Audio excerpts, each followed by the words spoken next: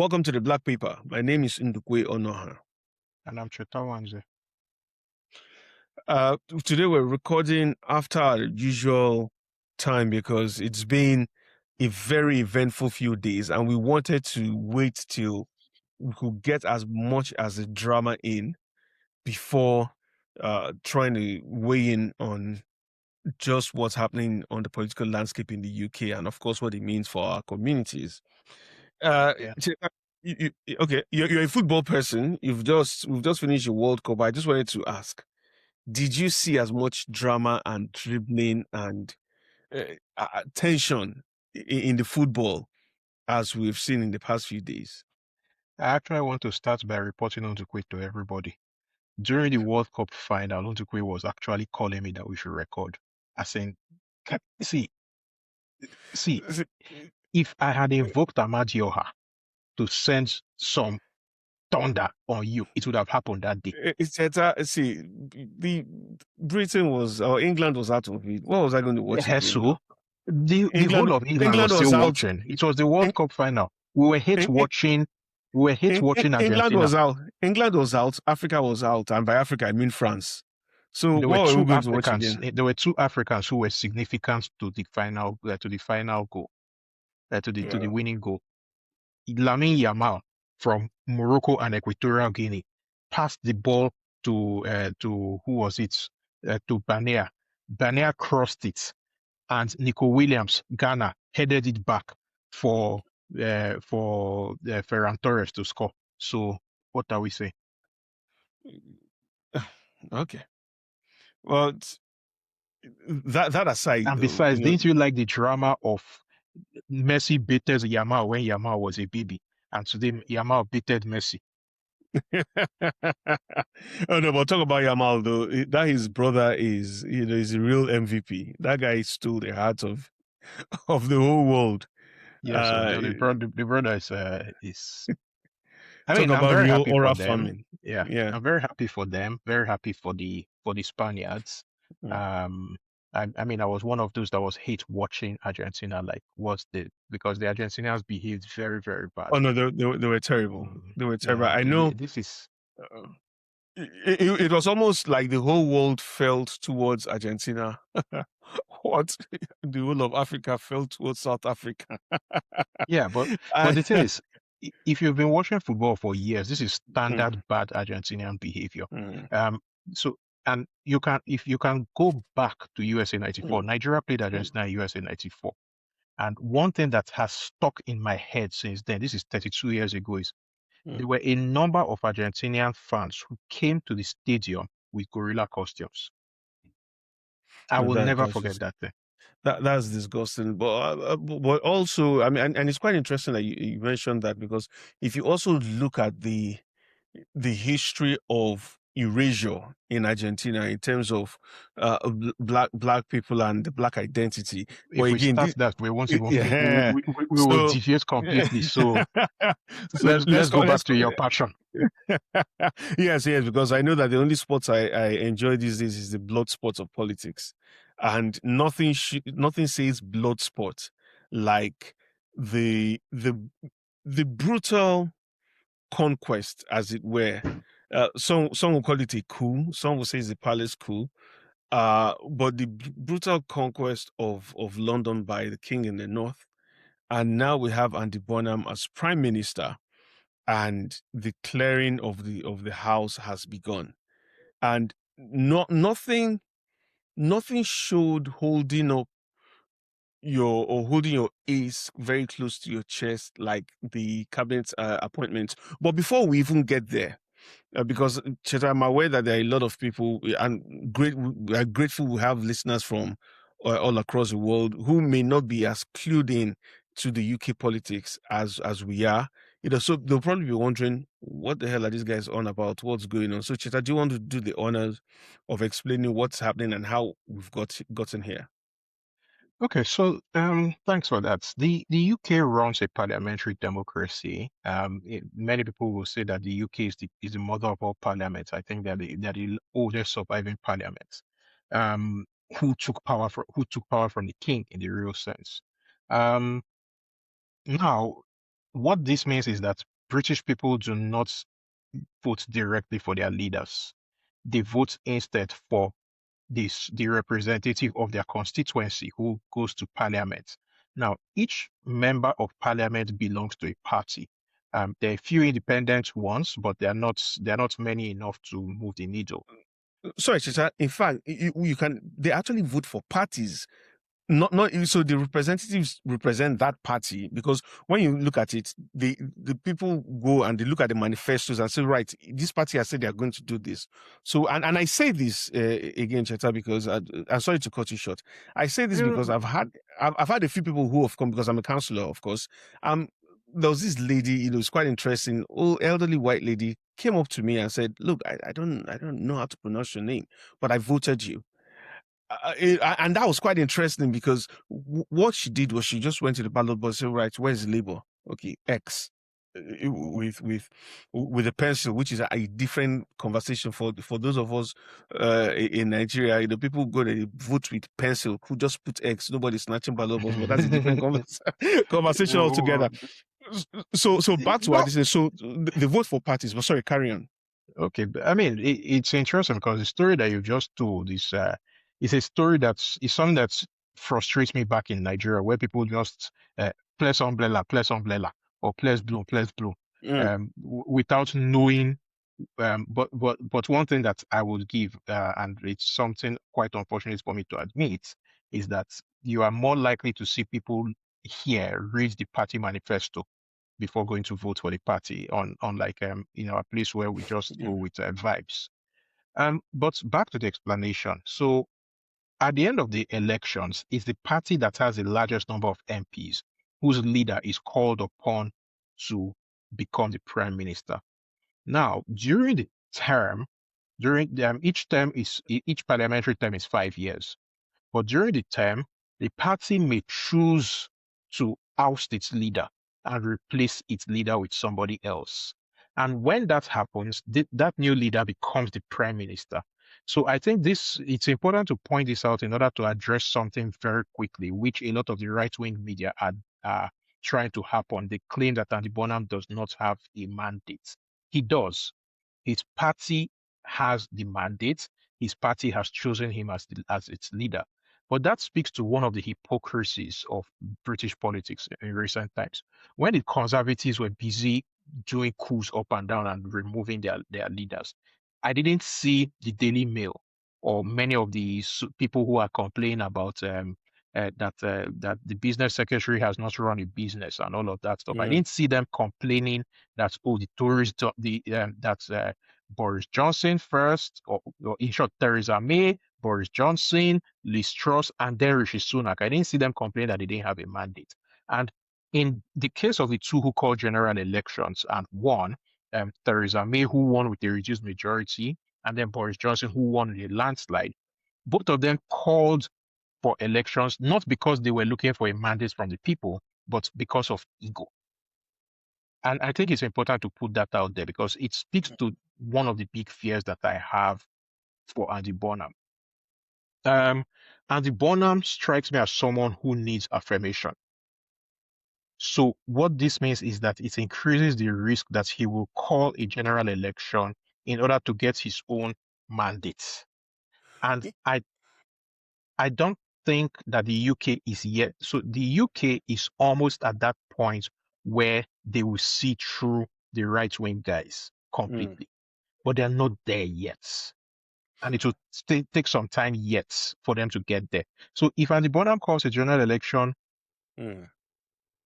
anytime within next year, he may still win it.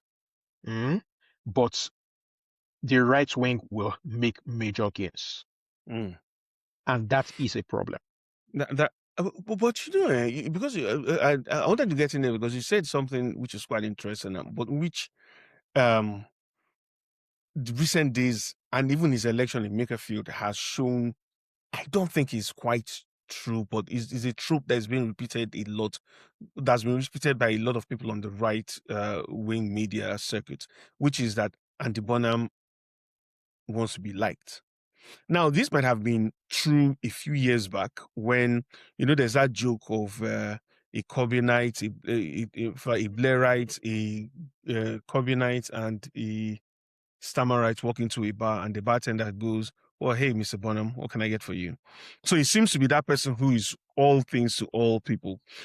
On one hand, one can argue that yes, he changes his position because he wants to be in, but on the other hand, you can ask yourself, is this the mark of someone who wants to be liked, or is this a mark of someone who reads the wind and then quickly pivots, and is playing smart politics?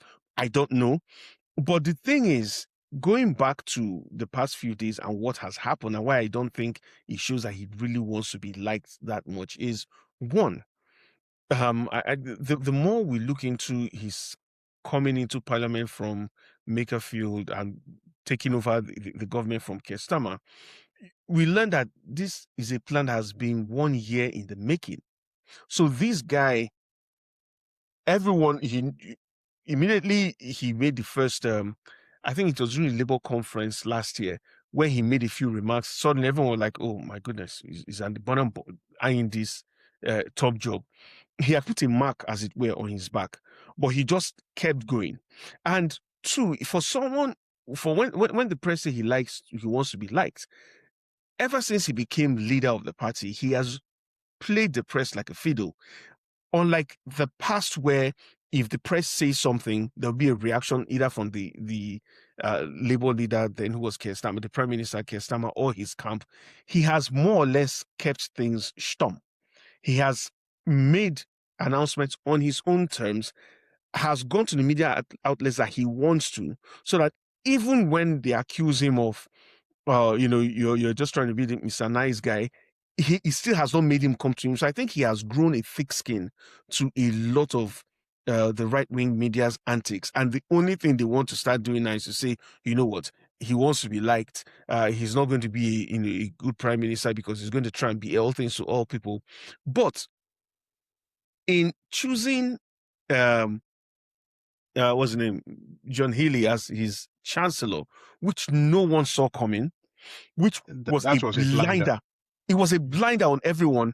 It was him setting out his terms and saying, look, this is my party. This is what I'm going to do. And even interestingly, in talking about my party, today they're suddenly saying, oh, Andy Burnham is now shaping the Labour Party in his image, which is what he has done. When he was running for Makerfield, for an MP for Makerfield, rather than use I'm sure you noticed, he didn't use the Labour branding, as it were. He used the Andy Burnham branding, so that people were voting for Andy rather than voting for the Labour Party. And now that he's become leader of the party and prime minister, the Labour Party branding and some of the emails they're sending out have seemed to bend towards that Andy Burnham branding, such that people are asking, hang on, has this man not just taken over and said, I'm now the center of gravity, and now everyone is trying to be liked by him rather than he try to be liked by everyone? So I think I think he's more of a steely politician than people give him credit for, and we're just seeing it happen with his appointments. Okay, well, I mean, I wouldn't push back too much on that. What I would say is that I formed my impression of him because I went back a couple of years to watch an interview that he gave with James O'Brien, and one of the things that stuck with me was the fact that he said that he felt he had imposter syndrome. No, not that he felt. He said he had imposter syndrome when he was in Cambridge. He felt he didn't belong, and tried to do all he could to fit in.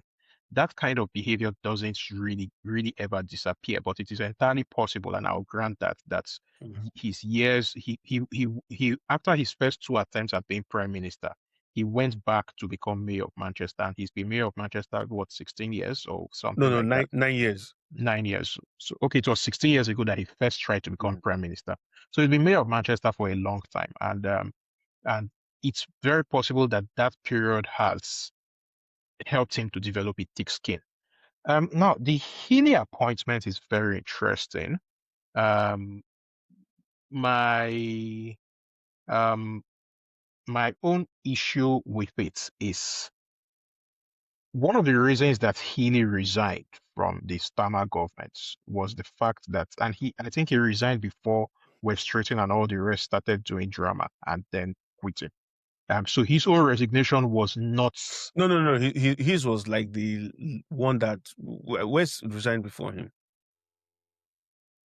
I'll have to check, but his own resignation came across to me as on principle because of a failure to do the kind of defense spending that he wanted, rather than because of the politics of the politics that was surrounding Starmer at the time. So, and I read his profile. I saw that he served in every Labour cabinet, whether in government or shadow cabinet since 1997. Now, when you think of all of that, and his reason for resigning, I fear that priority would be given to the arms race. And that money will have to come from somewhere. Now, Healy, I checked through his voting records. He has a tendency to vote against stronger immigration laws, but it's not about it's his chancellor now, not just about immigration. He's chancellor for the whole treasury, and because of that defense kerfuffle that he had with Starmer, it's very, very possible that he would spend a lot of time. He will spend a lot of time on the arms race, which would bite into a cost of living, but more importantly, the budget for aid. In fact, sorry, just that you mentioned, because you mentioned it, and yes, you were right. I apologize. Healy resigned before Stratton. But you've just mentioned aid, and interestingly, these £2, because today the Prime Minister announced a £2 cap on bus fares, 400 million is going to cost. That money has to come from somewhere.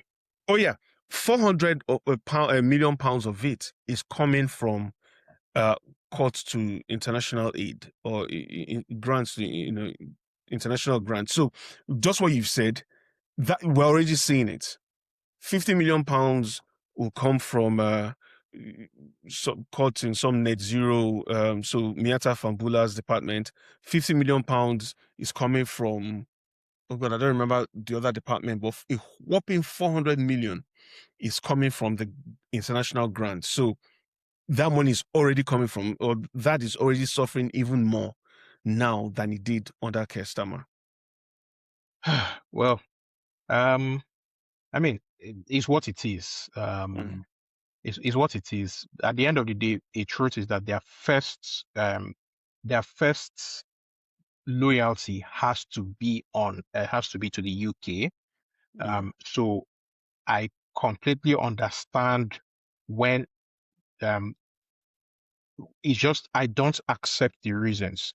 I think that the whole arms race is a bit this conviction that the British media and political class seem to have, that they have to fight the war with Russia, I think is misplaced. And I think it's the arms industry that's behind it. And the arms industry can only think of how to make money. So it's the cutting of the aid budgets creates problems in other parts of the world, which means that people move, and then it ends up feeding the whole immigration outcry even more. And that's what I'm very worried about. But speaking of Mr. Burnham's appointees, I think that the one that's really annoys me the most was the return of Shabana Mahmood to Look, the. that annoyed everybody. I'm not, well, apart from the right leaning folks on well, if you take Twitter as a snapshot of the conversation of the village I square. don't spend as much time there anymore. No, but in fact, I remember there was this tweet. I don't remember who it was when Shabana was announced as retaining her post on as prime minister. Somebody just tweeted, "Mothers of the world, pray," or something like that. I mean, because her records, particularly on Africa, is very aggressive. Don't forget that she has she got immigration return agreements with I think Angola, Namibia, DRC. I remember DRC by threatening visa sanctions. I mean, threats is not there. Earlier this year, she signed that agreement with our government in Nigeria to speed up the removals of Nigerians. And then remember that she attacked Cameroon, Sudan, Myanmar, Afghanistan in terms of what do you call it? In terms of asylum. Yeah. And these are countries at war. And these are countries at war. At least Sudan is, Cameroon is. So now one of the hypocrisies I find in her is she's of Pakistani stock. She has not said much about, and remember that the right-wing guys are Pakistan is very, very high on their radar. But she doesn't, when it comes to Pakistan, she's stum. I think that Shabana Mahmood basically will do things in order to belong, as it were. So if you have, so let's put it like this. In my opinion, someone like Shabana Mahmood can actually serve in a reform government. That's my view. Do you know the thing? And I don't even know what to say to that. I'm not jumping out of the traps to say maybe I don't know about a reform government. However, I'm also reminded of the fact that a lot of the people who love her at this moment are reform adjacent or actually reform voters. So I don't know. I mean, that's for the first time on this podcast. I think I'm quite I'm mute because I can't come with a. Although I don't see it happening, but even now I'm not convinced by my own rebuttal, if that makes any sense, and that's because and that's because the hard stance, some of the videos and posts that have come out from the Home Office, they're really heartbreaking when it's almost ICE adjacent, which is the immigration. What's it called again? What's ICE in the US again? ICE, whatever it's called. In the US, because it there's almost a celebration of cruelty that I cannot wrap my head around. And she strikes me as someone who can do that kind of thing with some glee. But I think what has also happened is, well, to be fair, I don't think she's a cruel person. I think she's someone who, and sadly, as always happens, that someone from the side, as they call it, as they say, is given a brief where they have to show that they are tough on immigration, and then in trying to prove that you're really tough, then takes a very hard stance that people from your community are looking at you and going like, "What the hell?" So let me use a Nigerian politician. I think that's what has happened here. Let me use a Nigerian politician to describe how I think Shabana Mahmood is. And the person is Nasir El-Rufai. Contrary to what a lot of people think, El-Rufai, I don't think is a bigot. However, is a that would be hard to convince a lot of people. Let me land. It will be hard. He's a very, very so he's very laser focused on where he wants to go. And and he does not mind using whatever tool is at his disposal to get to where he wants to go. That's the way I look at Shabana Mahmood, which is why I said that she can serve in a reform government. As in, so I agree with you. I don't think that she's innately a cruel person, but if the cruelty will serve as a useful tool to achieve her aims, she will do it. So because Keir Starmer as a prime minister was someone who wanted to try to bring the right wing into whatever fold he was trying to build, whatever fold existed in his head, Shabana Mahmood would have done that. If Andy Burnham comes out tomorrow and says that he's very pro-immigration, you will see her change. And the answer lies in her own voting record. Before she became Home Secretary, yeah, she almost always voted against a stricter asylum system. I mean, she became. There are videos of her on the picket line, protesting against harsh immigration policies. Yeah, so essentially, so that's the point I'm trying to make. That she's the kind of person. I think what might temper her down is her assistant, as it were, the Minister of Border Security and Asylum. That's Alex Norris. Alex Norris' voting record has always been very, very, I wouldn't say pro-immigration, but pro-human is the way I would put it. Yeah. And he has something that she doesn't have. He doesn't have to prove anything that he belongs. So he can stand on the business. I think she has a bit of, I think she has a bit of being an outsider. And that's one of the things that probably drives her. I'm sorry, just to talk about that a bit, because I know, again, for those who have followed this podcast since we started, what gave us the final push to start and what even informed the name was Shabana Mahmood's white paper on immigration. And we thought, right, we should start the black paper to talk to our community about how policies and the news of the day affects them. We're already seeing a softening of the immigration policy in furtherance of the Burnham agenda, whatever that is, by the news that came out last week or till end of 2 weeks ago about the compromise that is coming out with the ILR debate, which is rather than people now waiting 10 years to get their ILR, they will wait for 5 years, but then wait 10 years for to start claiming benefits, if at all they want to claim benefits.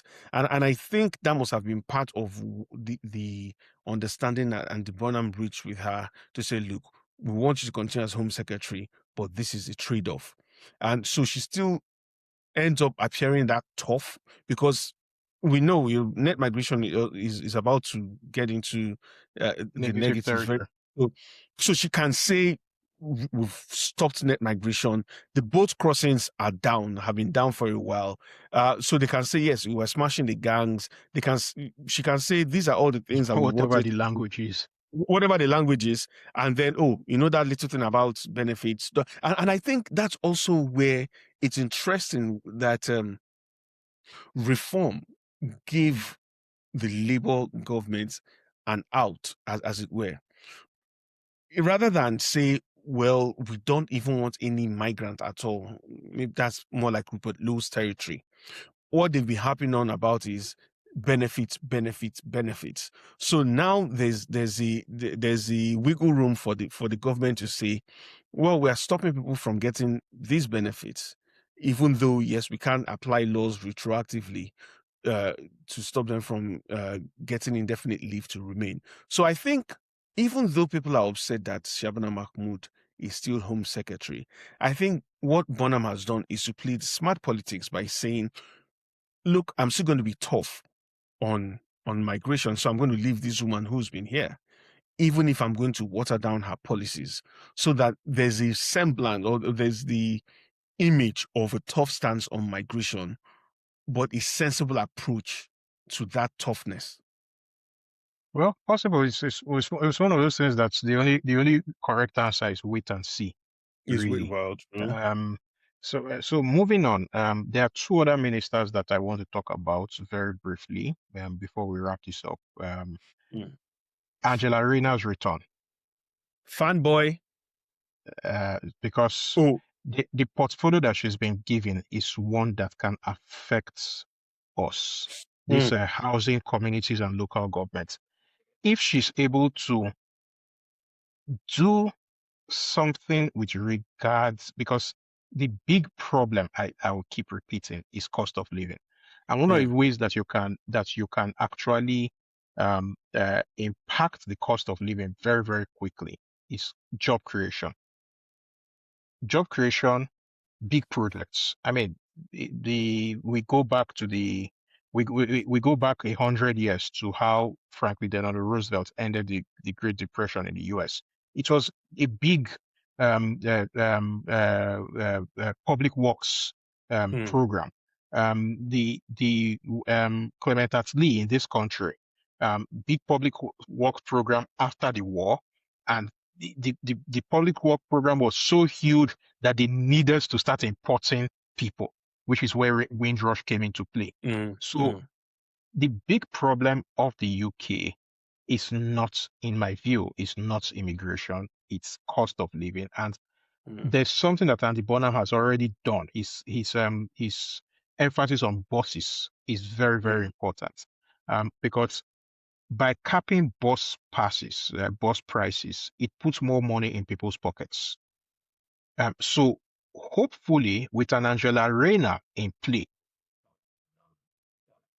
we are going to see a huge public works program that will actually see more people engaged in work if they want to work, because that's another unsaid part of this discussion that keeps being unsaid.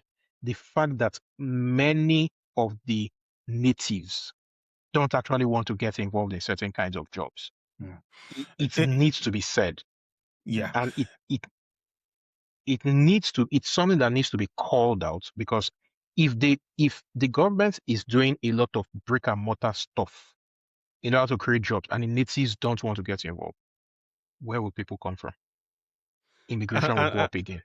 Yeah, and the thing again with this boss thing and how it affects work is because there will be some who will say, well, I live in the, say, village, for instance, and I need to go into either the city or the town, and bus fare is a huge thing. By capping bus prices, which will automatically affect the price for round trip as well, it to be cheaper, so people can actually say, right, I'm going to take a day pass so that I can go to work, I can do everything I need to do because the fares have come down. But also because Rayner is coming in as not just, she's Secretary of State for housing, communities, and local governments. MC or Javi, yeah, and so that means she has a huge. In fact, she's driving the government's devolution agenda, which is what Burnham has been talking. She's almost deputy prime minister. She's a super minister in many respects. She is. And so that means with things like housing that affects a lot of people from our communities in terms of your renters' rights, in terms of how you should be treated by the government, and also the what the local authorities can do to protect, and the central government as well can do to protect renters. She's laser focused on that. And of course, Angela Rayner is a council estate kid. So if she hasn't forgotten her background, she can lean into the experience of having grown up on a council estate to say, look, I understand. I'm not a London bred person, so it's not as if I'm far removed from what people go through. That's one. And two, but this is the anti-London government. It is, and it's quite interesting because there are a lot of people saying, "Oh my goodness, there are more Northerners in the cabinet than there are Southerners." But I'm also, yeah, no. But I'm also very encouraged, Cheta, by the appointment of the minister in housing communities and local government under Angela Rayner, and that minister is Florence Eshalomi. She's someone I rate properly, and this is someone who's by the name you already know she's Nigerian. She's a half Delta, half Yoruba, I believe, but she's someone who has been, at least in my interactions with her, is really interested in seeing how people from our communities can be, more opportunities can be open for them in terms of how they just get involved in not just politics, but also in taking advantages of the opportunities that there. So I'm happy to see that someone with whom you can have a conversation and say, but Florence, this thing affects our communities like this, and you won't need to explain to her because she understands being from a minority community. So for me, I'm quite when it comes to communities, at least in that portfolio, I'm quite glad that we have someone that will see things from our point of view in terms of how nuanced conversations can be in our communities. And the other person that I am absolutely happy to see in government, and even more so because the right-wing press and right-wing social media is losing their minds, is Miatta Fahnbulleh, born in Liberia. Born in Liberia, The came problem here. with you Labour people is that you think that government is about doing away with your work. Anyway, go on. But I like the idea that there's someone who can make the argument that migrants can contribute to the system and contribute properly. So she was born in Liberia. Her family fled Liberia during the Liberian Civil War. Her father is Liberian. Her mother is oh Sierra God, Leone, isn't it? Sierra Leonean, yes, Sierra Leonean, but comes here, high flyer. She's worked in the world of business. Now she's secretary for energy and net zero, and before now, it was said of her that Wells and the Burnham was preparing for government. If you wanted any of your policies to get into their planning, Miatta is the person you speak to. So she doesn't just come with the immigrant background, she comes with the brain. She's super smart. And You should now have made her business secretary. well, Because there's that. one of the complaints of the right wingers is that the business secretary has never run a business before. Oh, And and the I justice, roll my eyes at them. and that the justice secretary is not a lawyer, forgetting that when I think under The Boris Vietnamese. Johnson, they also Okay. no, under Boris Johnson, they also had the Justice Secretary. But what I'm saying is, we have people who can actually say, by the time they perform well, we can look at them, we can point to them and say, this is the sort of contribution we as people from migrant communities make to the UK. Look at Florence, look at Miatta. And, so when people then accuse us of letting down the side, we can all say, look, we're not Kemi. Not all of us are Kemi. Some of us are like Miatta. And so, Miatta, please don't let down the side. See, we have a time constraint today, but I would have liked to discuss the final Keir Starmer's final PMQ because Kemi is very well there. But Oh, let's she focus. Ed I'm Miliband, not going. No, but I think what's the use of when someone is down? I mean, why? I mean, it would have been distasteful if she had stuck in the knife, even though she couldn't help herself with a few jabs. But I no, think it would she have been she utterly pointed out distasteful. something. No, she pointed Mm, out something. When Boris mm, Johnson was leaving, mm. Keir Starmer kind of stuck in the knife.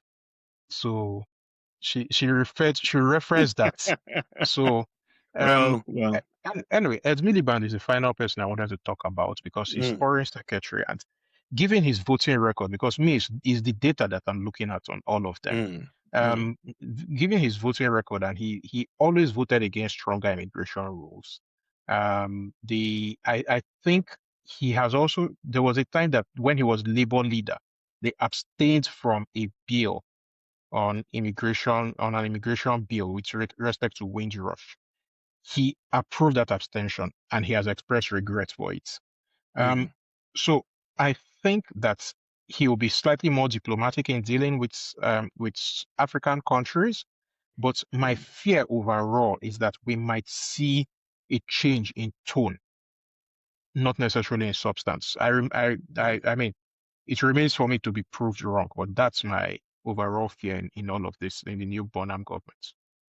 Do you know, to counter, or maybe not necessarily counter, one can actually say, and which is interesting, is like the press.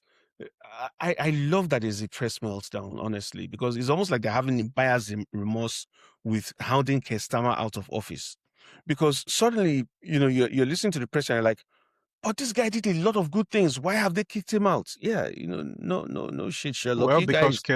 Because Keir Starmer really was Mm, very, and to be fair, if not mm, for that, there was a Mandelson. whiff of not just Mandelson. There was actually a Mm, whiff of I don't I don't want to use the word dishonesty, mm, um, because that's not it. There was something about him, um, that thing of not standing on one place, mm, being everything to everybody. That it doesn't rub off well on people. There was that mm, whiff of it, with Keir Starmer. But mm. I mean, to be fair to him, he did do a lot. He did. But his major problem is his inability to communicate. The honest truth is, it is someone like Keir Starmer that the country needs. Um, and when I say someone like Keir Starmer, I don't mean him. Mm, But someone who is boring. After years of excitement, people tend to forget that the UK has gone through its most rapid succession of prime ministers in almost mm, 200 years. yeah. I mean, that kind of instability cannot mean well for the country. I think my final thoughts is Andy Bonham at some point needs to grow a pair and mention the B word, because until they can look the right winger straight in the eye and say we are going to reverse this thing, they will be undermined at every point. Stop trying to please those guys. Look at them straight in the eye and say, you guys, you led us down the primrose path. We have to beat our way back. And Mm, the UK needs to come to terms with one truth, a geopolitical truth. The UK is not America. It doesn't have strategic depth.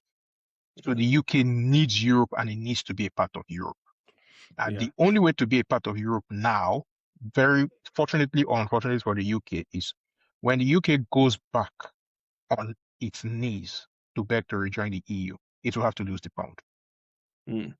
Well, that's going to be a tough pill to swallow. But yeah, but I agree with you. Just a Brexit. spoonful of sugar makes the medicine go the the down. the Brexit was terrible. I remember, again. I remember there are some points in time that just stuck in your memory.